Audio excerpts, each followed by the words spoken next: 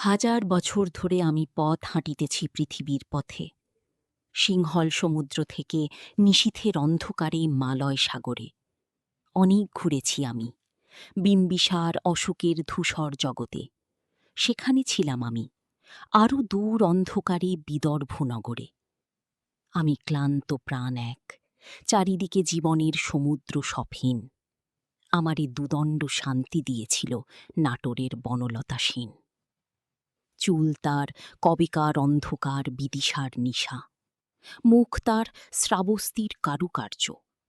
অতিদূর সমুদ্রের পর হাল ভেঙে যে নাবিক হারাইছে দিশা, সবুজ ঘাসের দেশ যখন সে চোখে দেখি দারুচিনি দ্বীপের ভিতর, তেমনি দেখেছি তারে অন্ধকারে। বলেছে সে, এতদিন কোথায় ছিলেন? পাখির নীড়ের মতো চোখ তুলে নাটোরের বনলতা সেন।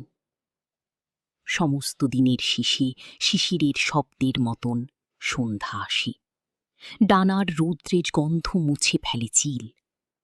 পৃথিবীর সব রং নিভে গেলে পাণ্ডুলিপি করে আয়োজন, তখন গল্পের তরে জোনাকির রঙে ঝিলমিল।